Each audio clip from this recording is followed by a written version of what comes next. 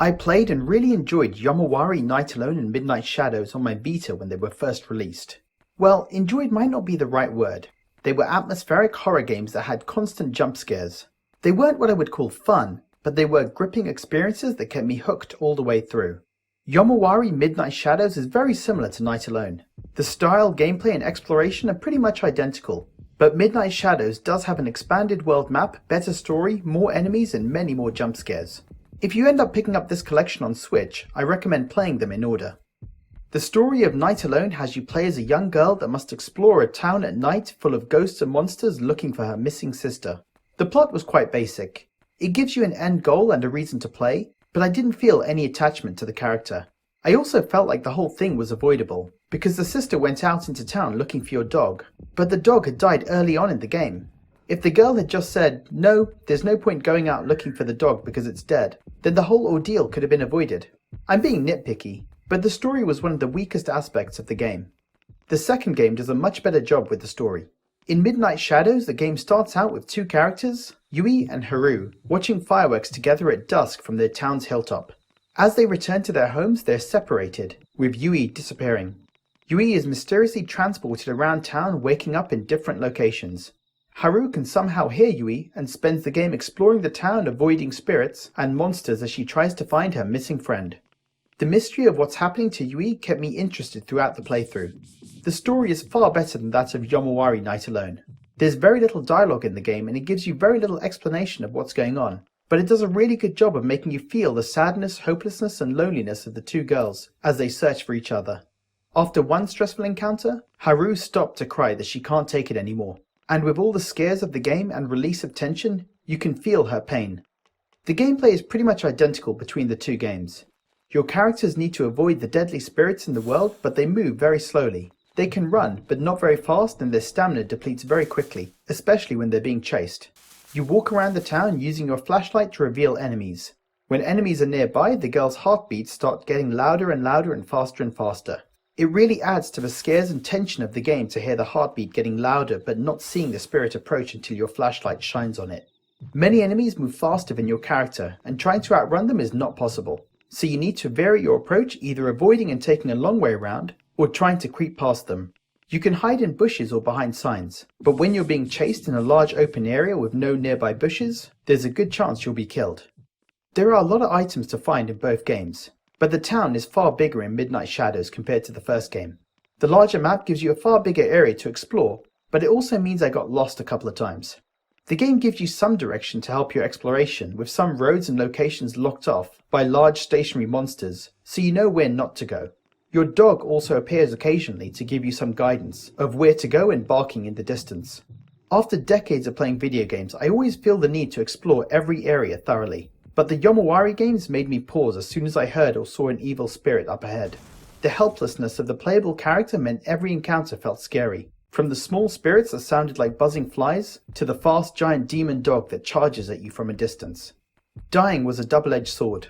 It caused jump scares, but as it happened more and more, it lost its scary nature, and in fact could be used to make the game easier. When you die, you start back at your last save point. You also don't lose any items you picked up. If I took a wrong path, it was sometimes faster just to let myself die, rather than walk back to where I needed to go. Also, since you keep all your items, I would purposely run past spirits to grab an item knowing they would kill me shortly after. I can understand why dying was implemented in this way. Given how slow the characters moved, forcing players to walk back and replay difficult sections each time you died would add frustration and boredom to the gameplay. But the consequence was that death became less and less of a worry, and instead became a useful tool in completing the game. There's a good amount of variety to the monsters in both games, and there are also boss encounters, more so in Midnight Shadows. The enemies attack in different ways, and it was quite common for me to die the first time I found a new monster type. The boss encounters normally involved avoiding the boss while trying to survive, escape an area, or collect items. The boss fights were fine, but I found them less scary and tense than just walking around the streets. While walking around the town, the monsters can come from anywhere, so you stay on your guard at all times. But in a boss fight, Yomawari felt more like a traditional game, where you have an objective and you're playing to achieve the objective. For the most part, the game wasn't too difficult, as long as you're careful and you remember the attack patterns of enemies. Although I did find some sections of the game could be frustrating, because the enemies were so much faster than me, causing me to die often. Also, there were some areas where you're pretty much guaranteed to die the first time, because the enemy attack was so unexpected and fast that there's no warning it was about to come. I didn't appreciate the times that this happened, because dying and going back to the checkpoint wasn't about my lack of skill or a mistake that I made. It was the game killing me with no way to avoid it. If you don't like horror games or jump scares, then these are the wrong games for you. The games are made to scare you. They do such a good job of building the tension and keeping you engrossed. Each time you die, the blood-splashed death screen flashes with the sound of bones crunching. Hours into the games, the sound of the death screen could still make me jump. I found it both the positive and the negative of the game. I kinda like being scared in a weird way, but when it happened too often it stopped feeling special. At the start of the game it asks you to promise to play in the dark and to not take your eyes off the screen. I would recommend you do that. Playing both games in the dark with headphones is the best way to experience them. I do think though it's better to avoid playing them back to back. Since the style of the gameplay is so similar, it's better to take a break between them so that the scares of the second game have a bigger impact when you're not as used to them from the first game. The characters and the town looked amazing.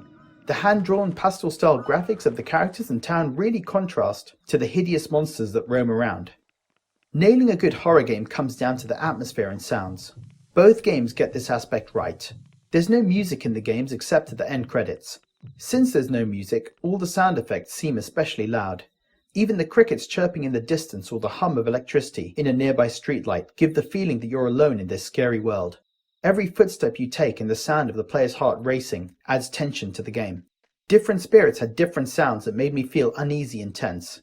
The first time I heard the sound of a spirit woman screaming and falling out of a window onto the pavement with a thump made me jump, or hearing the distorted sounds of babies crying made me feel so uncomfortable. There were so many examples I could give of how the game just nails the sound effects to create uneasiness, but it's better to experience them yourself and feel the chills. Yomawari Night Alone and Midnight Shadows are very good games. They perfectly nail the horror atmosphere with its slow player movement and chilling sound effects. These are games that should be played in the dark with headphones on, letting yourself just feel the scares and tension of being a helpless child exploring a town full of monsters at night.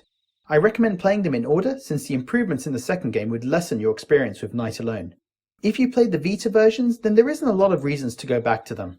I did find that having played the games before, I remembered some of the scares, and so they had less of an impact on me. So if you haven't played these games yet, I definitely recommend them.